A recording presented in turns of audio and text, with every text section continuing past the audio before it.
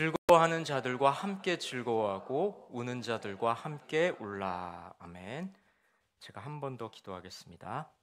하나님 아버지, 우리에게 예배할 수 있도록 환경과 여건을 허락하시고 우리의 마음도 이곳으로 인도하여 주시니 감사합니다. 이 시간에 주님께서 주신 귀한 인생의 한 부분임을 우리가 잊지 않게 하셔서 시간이 허비되지 않고 두고 온 일들과 돌아가서 해야 할 일들의 마음 뺏기지 않고 온전히 말씀에 집중할 수 있도록 성령께서 각 사람의 심령을 붙잡아 주시고 그리하여 우리 마음 가운데 말씀으로 얻게 되는 위로와 기쁨이 넘치게 하시고 마침내 하나님의 백성으로 살겠다는 결단이 일어나는 복된 시간 되게 하여 주시옵소서. 한 영혼도 그냥 왔다가 그냥 돌아가지 않게 하시고 이 시간에 이 예배를 통해 또 선포되어지는 말씀을 통해 하나님을 더욱 사모하는 마음이 더 커질 수 있도록 주님 역사하여 주시옵소서. 이 모든 말씀 예수님의 이름으로 기도합니다. 아멘.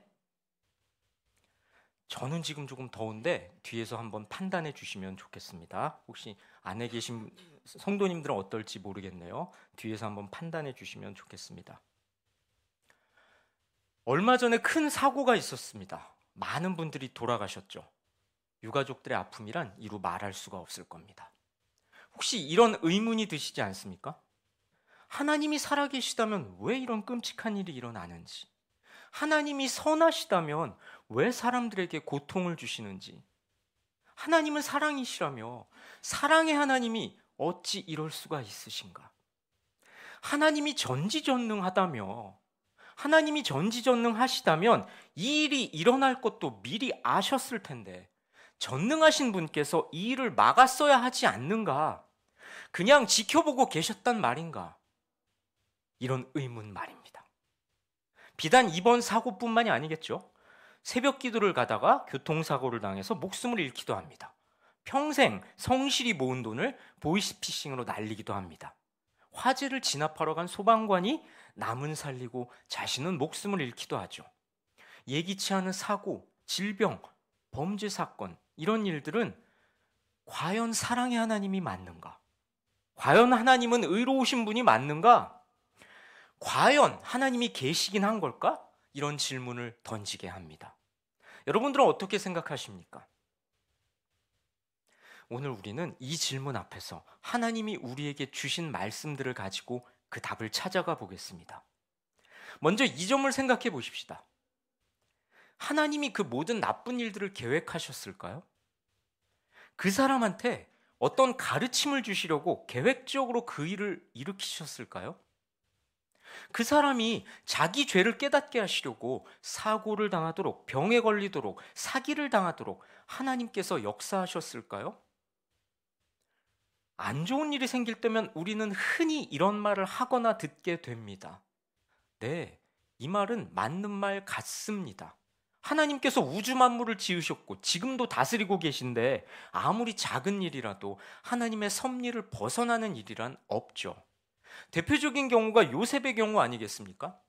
요셉은요, 형들의 질투 때문에 납치를 당합니다. 노예로 팔려가죠. 그뿐인가요? 주인의 아내를 범하려 했다는 말도 안 되는 누명을 쓰고 감옥에 갇힙니다. 게다가 잊혀지죠. 요셉은 끔찍한 고난을 겪습니다. 그런데요, 요셉이 나중에 총리의 자리에 오른 건 결국 감옥에 있었기 때문에 가능한 일이었습니다. 요셉이 애굽에 팔려감으로써 아브라함과 야곱에게 하신 하나님의 약속이 성취될 수 있었죠. 하나님께서는 요셉에게 일어나는 모든 나쁜 일 하나하나를 사용하셨습니다.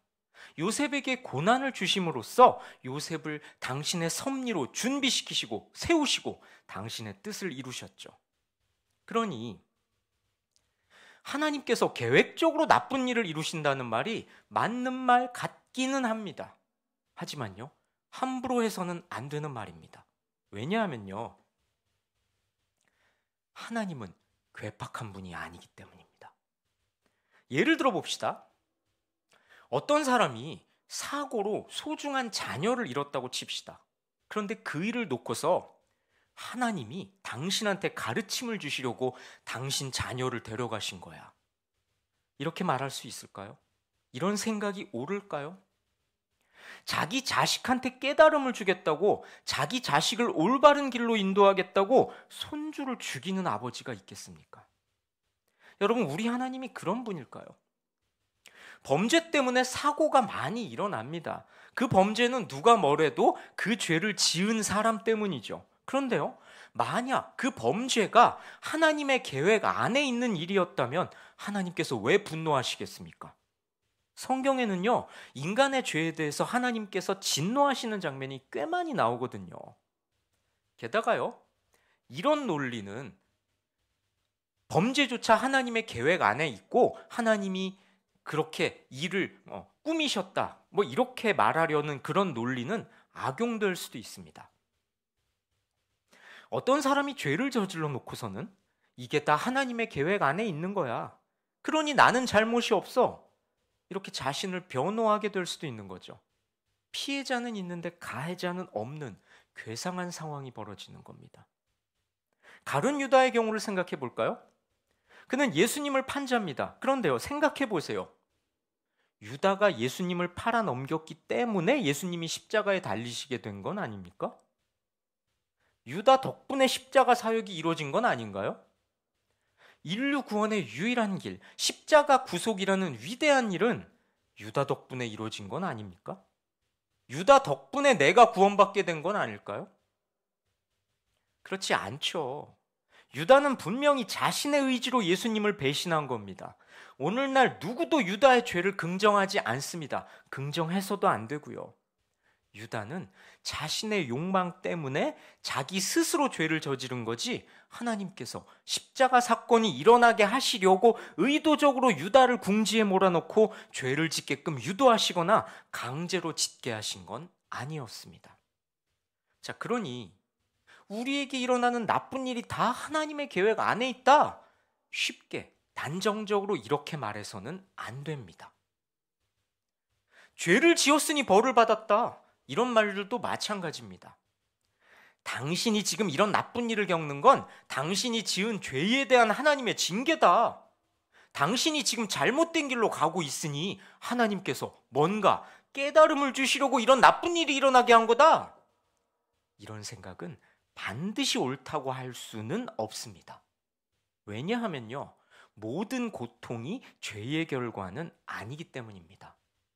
물론 우리 모두는 죄인입니다. 하지만요, 고통당하는 이에게는 복잡한 사연이 있습니다. 고통당하는 모든 사람이 죄를 지은 자라고 할 수도 없습니다. 그러니 남의 고통을 놓고 당신의 죄 때문이다, 이런 결론으로 단순화해서는 절대로 안 됩니다. 그건 고난을 징계로밖에 볼 줄 모르는 어리석은 생각이죠. 구약 성경에는 욥이라는 인물이 등장하는데요. 처음 들으신다고요? 욥? 올 한 해 말씀 붙드시기 바랍니다. 뭘 아닌 척 합니까? 이 중에 3분의 1은 욥이 누구야? 자, 구약의 욥이라는 인물이 등장하는데요. 자연재해를 당합니다. 강도들한테 노략질을 당합니다. 자녀들을 모두 잃어버립니다. 고약한 질병에 걸리죠. 그러자 욥의 친구들이 위로한답시고 찾아옵니다. 그런데 이런 말을 내뱉죠. 말씀 볼까요? 욥기 4장 7절 함께 읽습니다. 잘 생각해 보아라. 죄 없는 사람이 망한 일이 있더냐? 정직한 사람이 멸망한 일이 있더냐? 이게 무슨 말입니까? 욥, 네가 당한 고난이란 너의 죄 때문이다. 그러니 이 재난을 하나님의 징벌로 받아들여라. 이렇게 압박하는 거죠. 그런데요, 욥에게 일어난 나쁜 일들은 욥의 죄 때문이 아니었습니다. 오히려 욥은 이런 사람이었죠. 어떤 사람이었습니까? 말씀 봅니다. 다음 말씀 함께 읽습니다. 우스라는 곳에 욥이라는 사람이 살고 있었다. 그는 흠이 없고 정직하였으며 하나님을 경외하며 악을 멀리하는 사람이었다. 고난의 원인이 자기 죄라는 걸 인정하라고 욥의 친구들은 추궁을 했지만 욥은 하나님이 인정하시는 의로운 사람이었습니다. 그렇습니다. 우리가 죄에 대해 민감한 건 좋지만요, 고난을 바로 죄와 연결 짓는 건 어리석은 겁니다. 그러니 큰 재난을 당한 사람들을 향해서, 어려움을 당한 사람들을 향해서 당신에게 죄가 있어서 그렇다, 이런 말은 절대 해서는 안 됩니다. 나아가서요, 실패한 사람한테 믿음이 적어서라고, 아픈 사람한테 회개하지 않아서라고, 눈물 흘리는 사람한테 기도하지 않아서라고 함부로 충고해서는 안 됩니다. 물론 하나님께서는 죄를 싫어하시고 죄에 대해 징계하시는 분입니다. 하지만요, 그렇다고 그 징계가 기계적이고 자동적인 것은 아닙니다. 자동 판매기에 돈을 넣으면 딱 그 돈만큼의 상품이 나오는 것처럼 우리가 죄를 지으면 딱 그 죄에 해당하는 하나님의 징계가 뒤따르는 건 아니라는 겁니다. 그런 태도는요, 얼핏 죄를 경계하는 태도 같지만 하나님을 인과 법칙 안에 가두는 어리석음이기도 하죠. 우리 하나님께서는 인간이 정한 원리와 공식을 따라서 일하시는 분이 아닙니다. 그러니 이 세상에는 악인이 받는 징벌도 있지만 우리가 이해할 수 없는 까닭 모를 고통도 있죠. 이것들이 혼재하고 있는 곳이 현실 세계입니다. 우리의 신앙에는 인과 법칙의 원리, 그 이상의 이해가 필요합니다. 자, 또 어떤 이들은 이렇게 주장합니다. 하나님께서는 이 세상을 창조하셨고 그 이후에는 간섭하지 않으신다. 다시 말해 하나님이 그 모든 인간의 악과 고통들을 방관하신다는 거죠. 이런 주장을 신학적으로는 이신론이라고 하는데요. 일단 하나님에 대한 성경의 진술과 맞지 않습니다. 대표적인 구절 하나 볼까요? 시편 128편 8절 함께 읽습니다. 여호와께서 너의 출입을 지금부터 영원까지 지키시리로다. 어디서 많이 듣던 구절 아닙니까? 아까 우리가 부른 찬양 가사이기도 하죠. 출입이라는 건 들어오고 나간다 이런 말이지만 여기서는 한 인간에게 일어나는 모든 일들을 말하는 겁니다.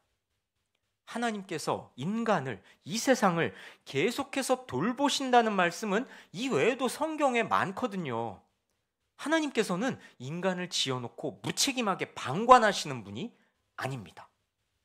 오히려 하나님께서는 이 상황을 놓고 그 누구보다 슬퍼하실 분이죠. 끔찍한 사고로, 갑작스런 질병으로 고통스러워하는 이들을 무책임하게 바라보시거나 악취미가 있는 사람처럼 재미있어 하는 분이 아닙니다. 아파하는 이들과 함께 눈물 흘리시는 분이 바로 하나님이죠. 우리가 재난을 마주할 때마다 슬퍼하는 건 왜입니까? 우리가 재난 상황 앞에서, 사고 앞에서 슬퍼하는 이유란 사랑하는 가족, 친구, 동료를 잃었기 때문입니다. 그런데요, 하나님께서는 죽음을 만들지 않으셨습니다. 악도 만들지 않으셨죠. 하나님께서 태초에 세상을 창조하시면서 죽음과 악이란 만들지 않으셨거든요. 그렇다면 과연 누가 만들었을까요? 말씀 볼까요? 함께 있습니다. 그러므로 한 사람으로 말미암아 죄가 세상에 들어오고 죄로 말미암아 사망이 들어왔나니 이와 같이 모든 사람이 죄를 지었으므로 사망이 모든 사람에게 이르렀느니라. 저 한 사람이 누굴까요? 아담 때문에 죄가 세상에 들어온 겁니다. 하나님께서 먹지 말라고 한 선악을 알게 하는 나무의 열매를 따먹은 일이 바로 인류 최초의 범죄고요. 그 죄책을 아담 이후에 모든 인류가 물려받음으로써 모든 인간은 죽을 수밖에 없게 된 거죠. 하나님께서는 처음부터 죽음을 만들지 않으셨습니다. 인간이 자신의 의지로 하나님을 거역함으로써 죄라는 것이 생겨났고 그 죄의 결과로 죽음이라는 숙명을 안게 된 거죠. 그래서 우리 인간들은 평생 죽음의 공포를 안고 살게 됐고요. 죽음이라는 피할 수 없는 현실 앞에서 슬퍼할 수밖에 없게 됐습니다. 하나님 아버지께서는 마치 집 나간 아들을 바라보는 아버지의 심정으로 그런 우리 인간들을 바라보고 계십니다. 그리고요, 이 상황에 대해서 그 누구보다 가슴 아파하고 계시죠. 당신의 자녀들이 죽음으로 인해 고통스러워하는 모습을 애타는 심정으로 바라보시며 함께 울고 계십니다. 그러니까요, 이런 가슴 아픈 재난 앞에서 우리는 하나님을 원망해서는 안 됩니다. 오히려 우리 성도들은 이 소망을 품고 슬픔을 이겨내야 합니다. 어떤 소망일까요? 바로 부활의 소망입니다. 고린도전서 말씀 볼까요? 함께 읽습니다.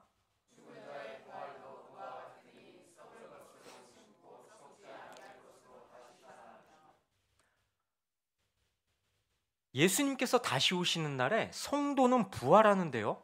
썩고야 마는 육신이 아니라 썩지 않는 그 전과는 질적으로 완전히 다른 몸으로 부활합니다. 부활을 통해 성도는 사랑했던 사람들을 다시 만날 수 있는 것이죠. 우리는 이 부활의 소망을 품고 비록 슬프지만 슬픔을 이겨낼 힘을 얻을 수 있는 겁니다. 사랑하는 가족, 친지, 동료의 죽음이란 너무나 슬픕니다. 하지만 부활의 소망을 딛고 일어설 수 있다는 것, 일어서야 한다고 말하는 것이 바로 우리 기독교죠.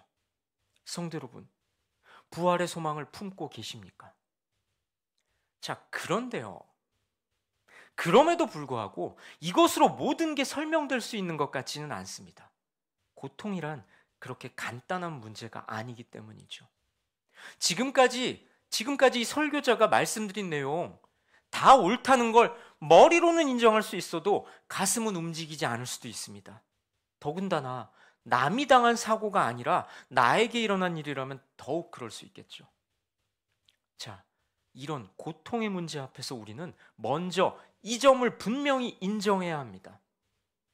하나님이 하시는 일을 우리가 완벽하게 알 수는 없다는 겁니다. 한낱 피조물에 불과한 인간이 어떻게 하나님의 행하심을 온전히 헤아릴 수 있겠습니까? 하나님의 뜻은 너무나 큽니다. 그래서 인간의 눈으로 하나님이 하신 일을 보는 데는 한계가 있습니다. 하나님에 대해서 우리가 안다는 건 코끼리 다리 만지는 격입니다. 지극히 제한적일 수밖에 없죠. 게다가요, 하나님은 시간을 초월해서 계신 분입니다. 시간도 창조하신 분이죠. 그런데요, 우리 인간은 시간이라는 개념 안에 살고 있습니다. 그러니 시간을 초월한 하나님의 계획을 인간이 완전히 다 알 수는 없는 거죠. 베드로후서 말씀 볼까요? 함께 읽습니다. 주께는 하루가 천년 같고 천년이 하루 같다는 이 한 가지를 잊지 말라. 하나님의 섭리를 인간들의 시간 개념으로 오해하지 말라고 합니다. 고난에는 원인이 있다, 이런 생각이란 시간 안에서 성립되는 개념이죠. 이해가 가시죠? 고난에는 원인이 있다. 이것은 우리가 생각하는 그 시간 안에 있는 개념이지 않습니까?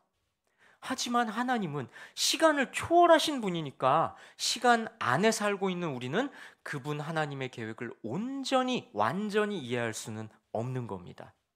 하나님의 일하심이란 우리가 생각하는 때와 방법과 다르다는 거죠. 게다가요, 창조주 하나님께서 피조물인 우리에게 고통의 이유를 설명해야 할 의무가 있는 건 아닙니다. 앞서 살펴본 욥의 경우도 그런데요, 하나님께서는 욥에게 고난의 이유를, 자초지종을 설명하지 않으셨습니다. 대체 하나님이 왜 이러시는가? 하나님은 어디 계시는가? 사랑의 하나님이 맞는가? 어떤 하나님이 이러시는데요? 우리가 애타게 물어볼지라도 하나님께는 침묵할 자유가 있습니다. 경우에 따라서 심지어는 이렇게 생각하시는 분도 계실지 모르겠습니다. 하나님, 제가 신앙이 나빴습니까? 저는 성실하게 예배드렸고 하나님을 정말로 사랑한다고 말하고 다니는 사람이었고 그것은 나의 진심이었음을 하나님 아시지 않습니까? 나는 나의 시간을 상당 부분 교회를 위해 사용했고 나의 돈을 하나님께서 쓰시는 귀한 사역의 밑거름이 되게 하고자 헌금을 아끼지 않았으며 어려운 사람들을 보면 돕는 일을 인색하게 하지 않았습니다.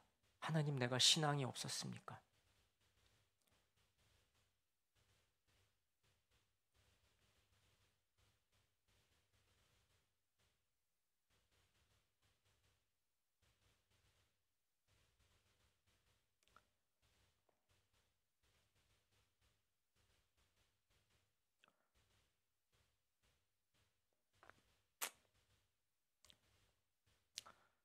우리가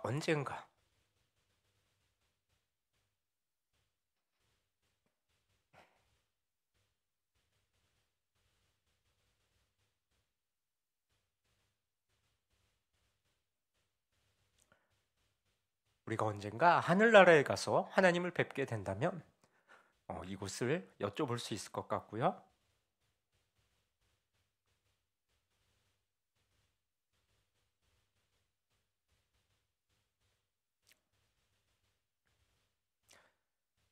우리 인간의 지혜보다 훨씬 우리가 납득할 수 없는 하나님의 지혜를 우리가 그때 깨달을 수 있을 것 같습니다.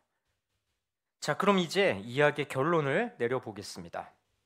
이런 고통스러운 시간 앞에서, 이런 고통스러운 사건 앞에서 우리 믿는 사람들은 어떤 태도를 취해야 할까요? 자, 그래서 어떻게 하면 좋겠냐는 겁니다. 성경은 우리에게 두 가지를 하라고 말씀합니다. 화면 한번 띄워주시겠어요?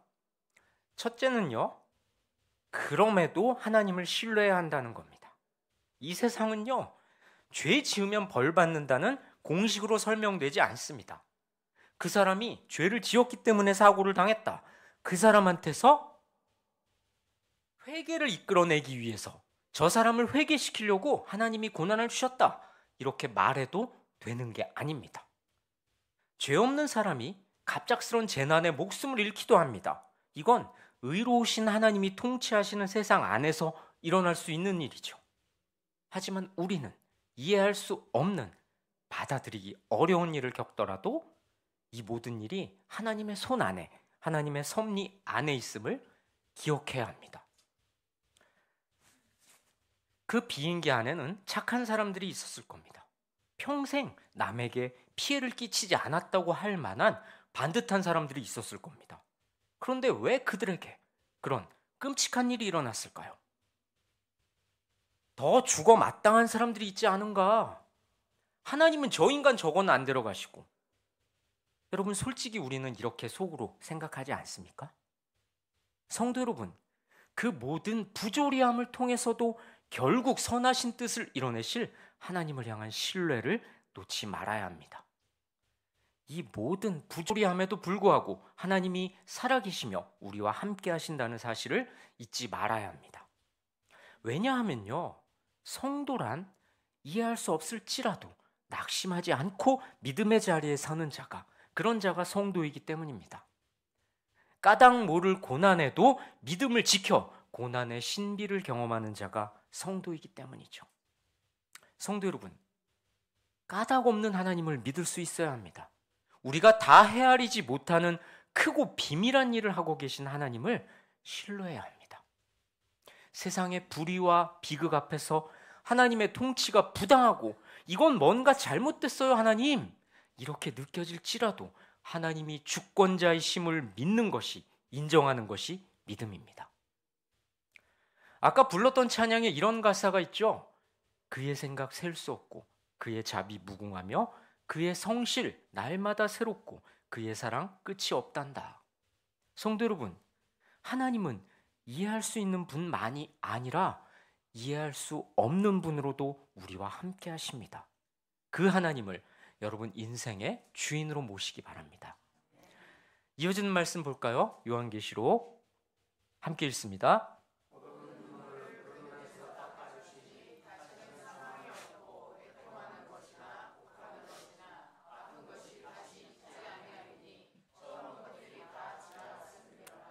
우리 주님께서는 때가 되면 성도의 눈물을 닦아주시고 처절한 고통 소리를 기쁨의 찬송으로 바꿔주실 겁니다. 그 주님을 끝까지 신뢰하면서 인내함으로 기다리시기 바랍니다. 다음 화면 한번 보여주십시오. 둘째는요, 고통당하는 이들의 아픔에 공감해야 합니다.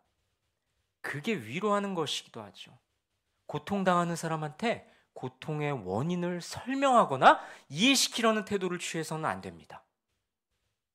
고난은 하나님의 징계다, 이런 단순한 공식으로 정죄해서는 안 됩니다. 너의 고통이란 뭔가를 깨닫게 하시려는 하나님의 뜻이다, 이렇게 설명하려 든다면 그건 교만이고요, 위로가 아니라 폭력입니다. 욥의 친구들이 그랬죠. 고난은 죄의 결과가 분명하다. 그러니 그 징벌에 상응하는 죄가 뭔지 잘 생각해봐라. 네가 숨기는 죄가 있을 것이다. 이렇게 욥에게 회개를 강요했던 겁니다. 성경은 우리에게 이렇게 말씀합니다. 로마서 말씀 함께 볼까요? 함께 읽습니다.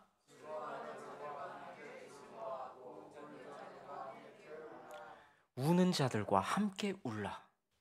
예기치 않은 사고, 느닷없는 질병, 억울한 범죄, 이런 것들로 고통받는 이들을 섣부르게 판단하거나 정죄하지 말고 그들과 함께하는 위로자가 되라고 성경은 우리에게 말씀합니다. 이 말씀 가슴에 새기시고요. 고통의 문제에 성숙하게 대처하시는 믿음의 사람들 되시길 주님의 이름으로 권면하고 축원합니다. 함께 찬양하고 기도하실까요?